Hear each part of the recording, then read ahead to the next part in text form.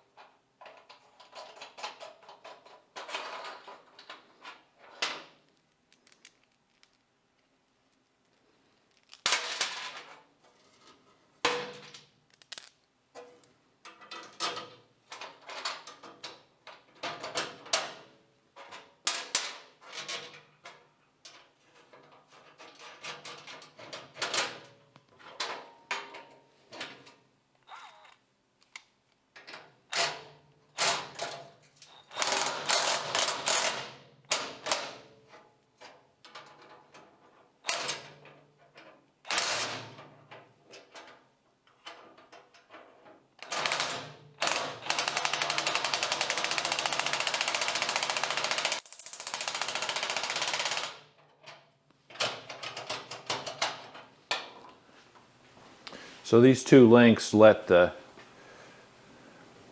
top link move back and forth. They don't let it move a whole lot, but enough, I think. They loosen it up a little bit.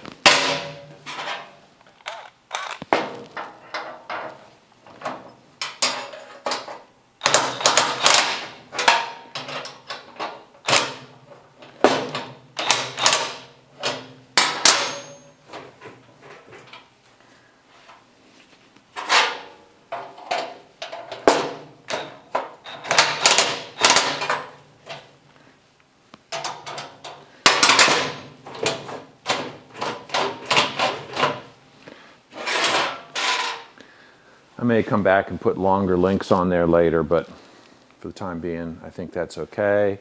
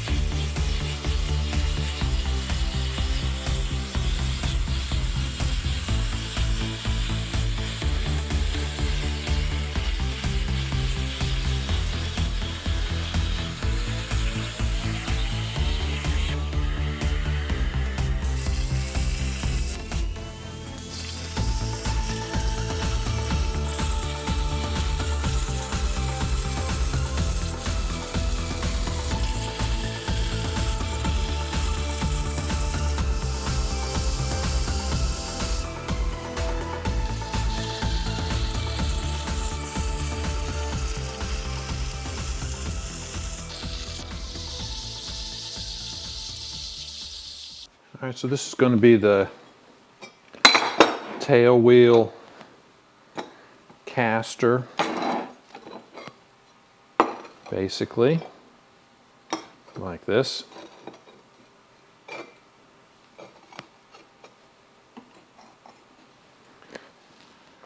So it's got about a 20-degree caster angle on it.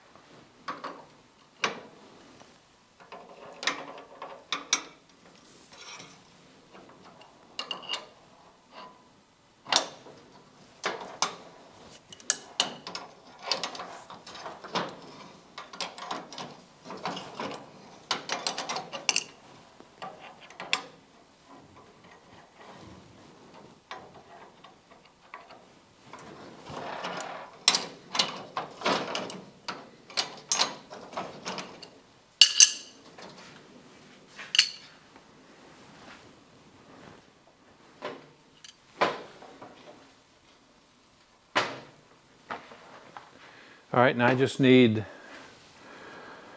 to put the cross pieces on here and make the adjustment point.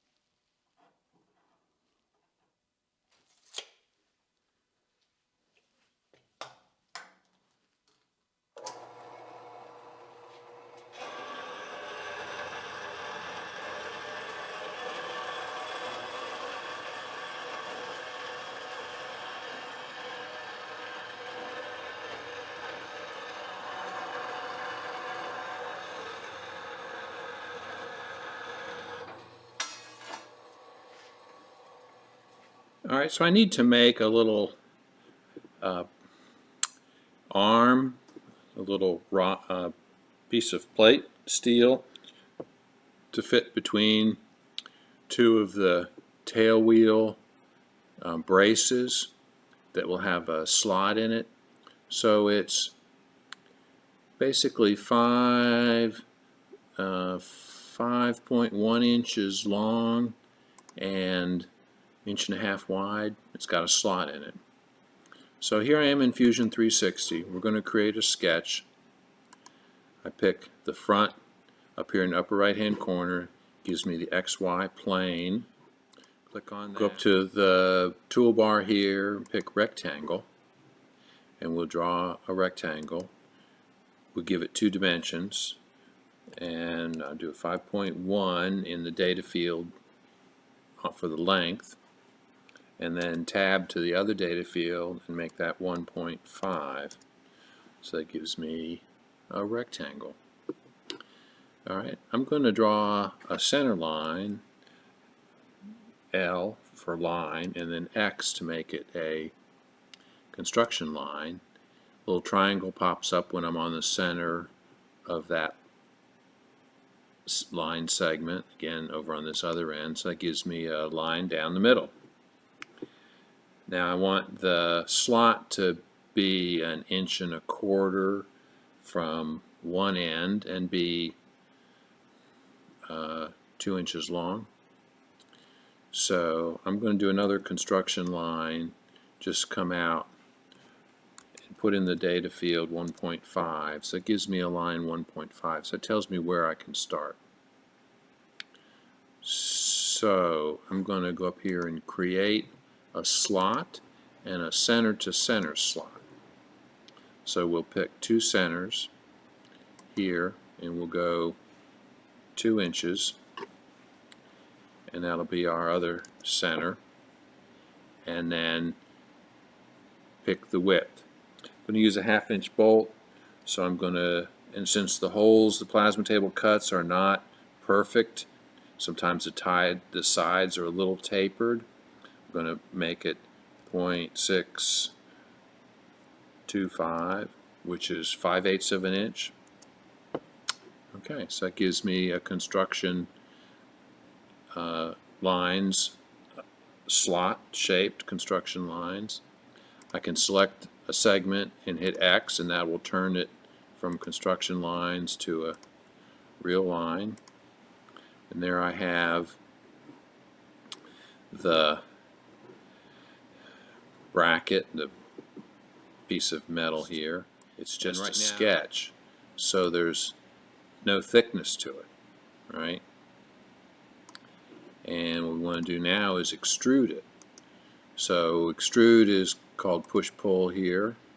We're going to select this surface, type in -0.25 in the data field, and that's the direction. We're going to extrude it backwards to a depth of 1/4 of an inch, and now you can look at it. You can see it has some thickness.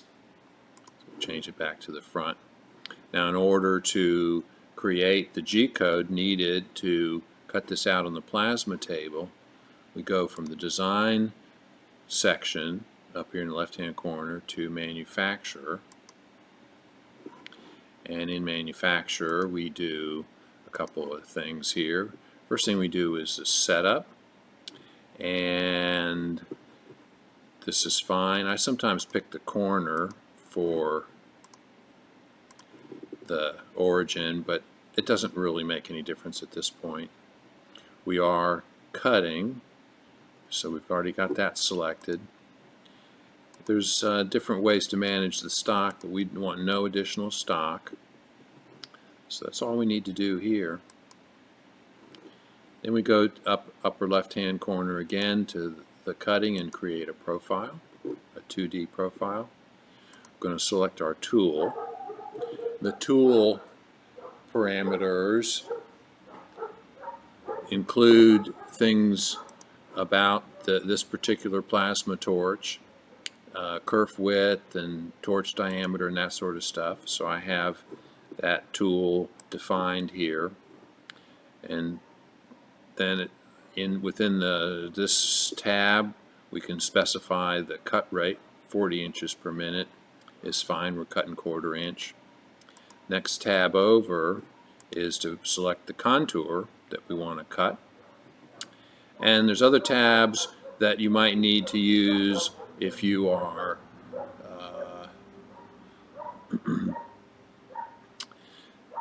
cutting specialty sizes or shapes, lead-in angle, that sort of stuff. It doesn't really apply here, so we don't have to mess with the tabs. This is the retract height, the stock top, from the stock top, tolerance, compensation, type, finishing overlap, stock to leave, smoothing, feed optimization. They're things that really you could just leave as the defaults. The only things I've ever really changed are lead-in radius, lead-in sweep angle, lead-in distance. When you have very small openings, like if you're cutting lettering or very small slots, you might have to mess with these parameters, but otherwise you really don't. So that's all we need. Hit OK. It creates a toolpath. I often go to simulate mode and run the simulation to see, just to make sure that it cuts everything I want to cut. If you have an intricate piece, knowing that every little hole is cut and everything is important. You need clearance for the lead-in angle on the inside of your openings, for the lead-in distance and the angle, and sometimes you have to change that if you have very small openings. Okay, so that simulated fine. We can exit the simulation and post-process. So this is generating the G-code, or the machine instructions for the plasma table. We'll call it height adjustment bar. Specify the pierce delay. This is 1/4 inch, so I'm going to go to 1.5 seconds. Everything else in here is fine. You can change the spring back parameter. If your metal is springy, you can change this. When the tool goes down to the surface, touches the surface, it will, if it's lightweight metal, it'll push the metal down, so it doesn't really measure the static surface, so you allow for some spring back. Cutting height is 60 thousandths. That's standard. Okay, so we can post that. We get a message down here, NC code successfully posted. Alright, now we're in Fire Control, which is Langmuir Systems proprietary software. Pick the height adjustment bar, so this is the component we're going to cut out. and we have program speed is 40, so we double check that. We pick our origin for the plasma table, zero that out, select the origin where the torch is going to start on the part, right in that corner. Actually, we're going to rotate this 90 degrees, and we're going to start it in this corner. Okay. The torch is in the start position down here. We're ready to go, and I'll do a dry run here just to show you what happens on the software. The intersection of the two white lines is the torch position, so you see it goes in, cuts the inside first, and then it makes an entry into the metal again, cuts the outside perimeter. So this is simulating the speed and how long it will take.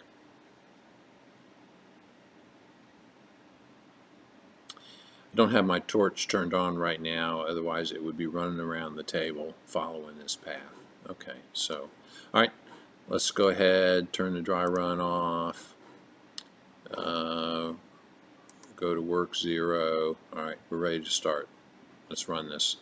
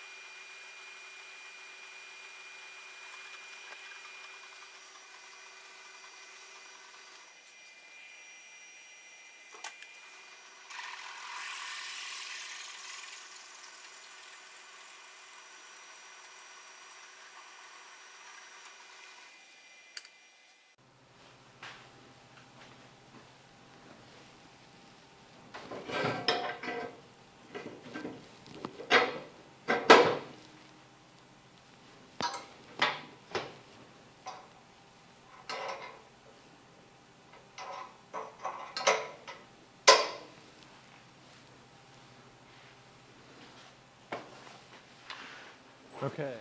Coming in to check on me, huh? Huh? Huh? Sit. Yeah, sit. Sit. Yeah, give me the paw. There we go. There we go. Oh, here's Brutus. Once you sit. You sit. Yeah, give me your paw. Give me your paw. Give me the paw. Give me the paw. That's a good boy. What are you guys all excited about? What's going on outside that's got you all excited, huh? It's the tail wheel assembly finished, I think. I mean, the only thing left is lock nuts on here. Let me finish welding these tabs. Need to do that as well. So the other thing I need to weld is this plate. It's tacked at the corners, but I need to, I think it's at the right height. But it depends on the blade assembly that I get. I ordered a blade assembly. Rather than trying to build one and worry about balancing and everything, I've decided to, since I don't have any way to do that, I've ordered a replacement blade assembly for a 4-foot bush hog. Should fit my gearbox. They kind of have a standard splined hub on them, and so I'll get that in a week or so and then be able to put that on and check the height so I know how high to make the sides. So I think I need the sides about 5 inches, but I do have some drawings of other bush hogs. I may be able to check those, so I may go ahead and start on that, but we'll see which comes in first. I'm done for this episode, though. This has been a pretty involved effort here to get the tail wheel all finished. All right, guys, that's going to wrap it up at this point. Got the tail wheel assembly done. I have a blade assembly on order. I'll pick it up in a week or so. Once I get that, I can put the gearbox on, put the blade assembly on, determine how high I need to make the skirt or the sides around the top of the bush hog, so that the little runners that will be welded to the bottom edge of that skirt, at least on the 2 sides, to keep it from digging in the ground, little probably inch or inch and a half wide, like a little skid plate along the sides. Need to make sure that that's below the blades. So we'll sort all that out, and start cutting out the sides and welding them on. It's that's really straightforward. It's just some rectangles, so shouldn't be any problem with that. So we'll come back next time working on that stuff. Thanks for watching. Leave a comment. Let me know what you think, and we'll see you guys next week.